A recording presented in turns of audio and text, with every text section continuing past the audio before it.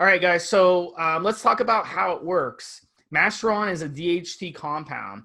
So it's going to inhibit estrogen to a certain extent, as Rick got into.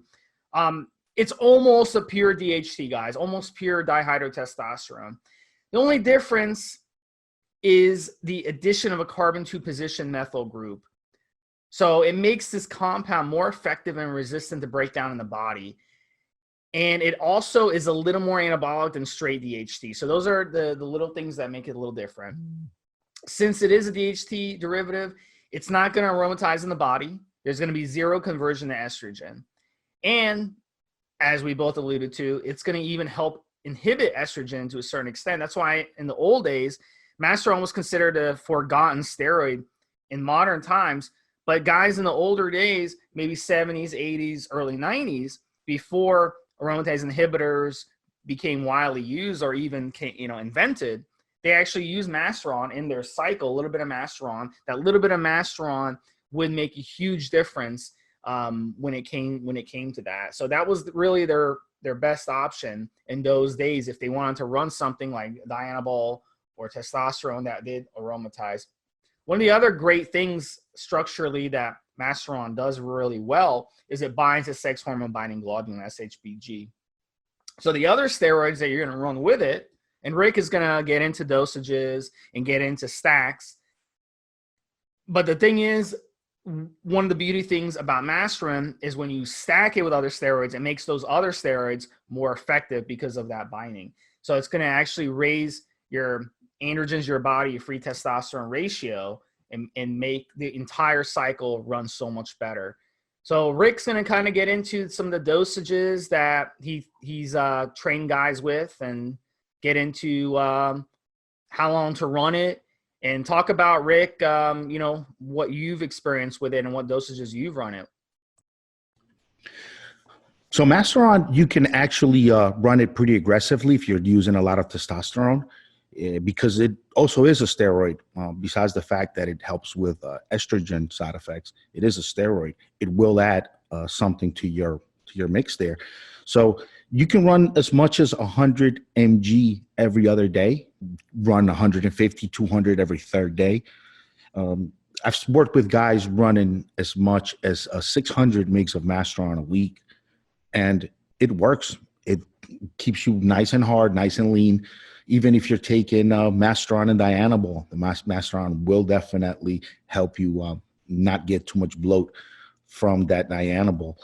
It is, on its own, is not going to be a great muscle builder. You're not going to find a lot of guys wanting to run Masteron-only cycles.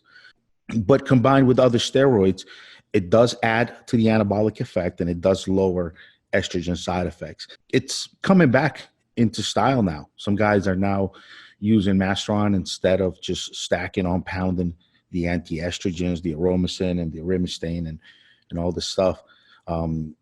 They're actually using more Masteron now, and it's coming back. I've seen it in a lot of lists, and I see a lot more guys talking about it. I've ran it a couple of times. I did when I first started using steroids. Masteron had fallen out of favor already because Arimidex was just out. And guys were already using Clomid and Novadex. So it was beginning to lose some of its spark. And then around 2008, 9, 10, it started to come back big time. And I used some British Dragon Masteron around that era. And I liked it. It definitely lowered estrogen.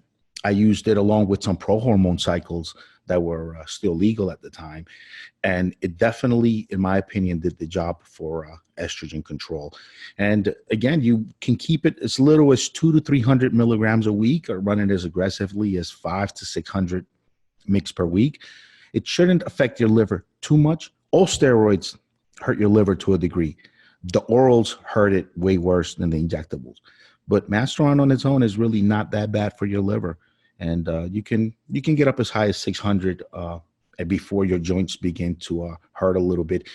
Not as bad as Winstrol. Winstrol make your joints hurt pretty early on, even at lower dosages. But Masteron, you can get up to about 600 mg a week before your joints really begin to hurt. I've run Masteron between 400 and 600 milligrams along with a stack. And to be honest with you, for me, it was a waste. Just because my goals aren't competing, my goals aren't to take photo shoots, my goals aren't to jack off to myself in the mirror while I'm working out. But if those are your goals and you're really, really lean, Masteron is a great, great option. And in fact, if you're competing, I would say Masteron is one of the most important steroids that you're gonna use and that your coach is gonna want to put you on. So in those situations, it's really, really good. But I mean, otherwise, I just don't see it being a great steroid if you're just a gym rat, if you're into powerlifting, if you're just an athlete and you want to do stuff. One of the interesting things though too, I want to bring in Rick on this. A lot of boxers, a lot of MMA fighters have been busted for using Masteron, specifically Anderson Silva and Mike Richmond. I don't know if Rick, you know about those guys or their stories.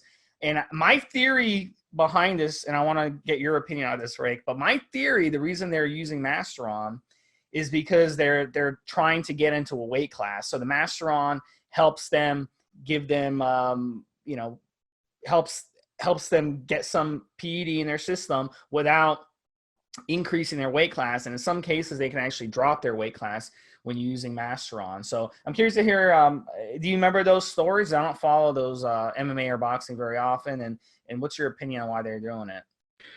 Yeah, you hit the nail on the head. It's actually a very, very good option for a weight class athlete, and especially MMA. It won't hurt your joints early on the way Winstrol will. It won't put on any mass the way a Primobolan or even taking Trenbolone might. So it's not going to put mass on. It will lower estrogen, which means you're going to get rid of some water weight, which is always a good thing when you're trying to make weight. And it's not going to put on mass. And it's still anabolic, so your muscles are going to feel stronger. You are going to feel something from it. So you guys understand, when you are a top level athlete, where you're up to that degree, in training, in competition, you're pushing your body to the limit, to the brink. You're pushing your heart rate, your muscles to about as far as they can go. A fighter, in training, trying to hold on to a submission when the guy is not fully locked in and he's holding on, is at these moments, where you push your body to the limit, where you really notice what just a little bit, like a little 100 mgs, 200 mgs of a steroid can do for you a week. Because this guy is going in the gym training, pushing his body, his lactic acid production, just his threshold. He's pushing it to the limit every day. Now he adds, a couple 100 mgs of Masteron a week. All of a sudden, when he comes in, he knows, he can tell he's got some more left. He's got just a little bit more in the tank. And sometimes that makes all the difference. If you can just try to hold on to that submission attempt just a few more seconds longer than the guy can resist it, and you're locked in and you won. And you're next in line for title, you get up to that level. So Masteron, while the regular gym rat, the regular guy just going to the gym to look good, might waste some of his money on it, especially since once you get off of it, the estrogen kind of normalizes again and you hold on to your regular water weight again, might be a waste.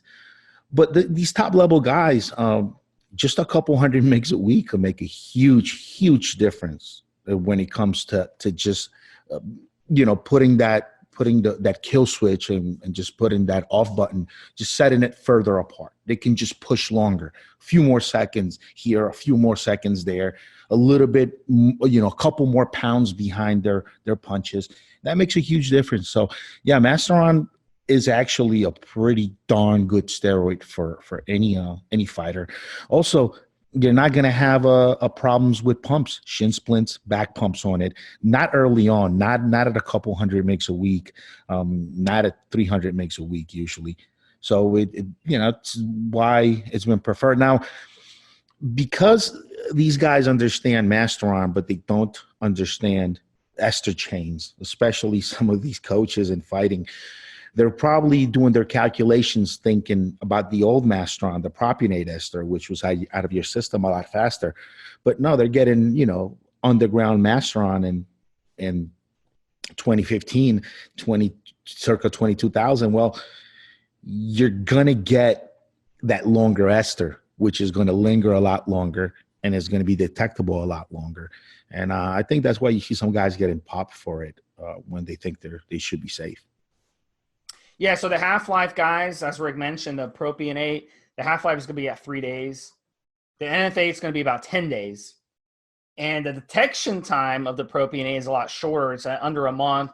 And then on the NFA, it's going to be a few months. But with the new doping testing that they're doing, you get popped a lot more easier now. So you might be in trouble even if you exceed those detection times.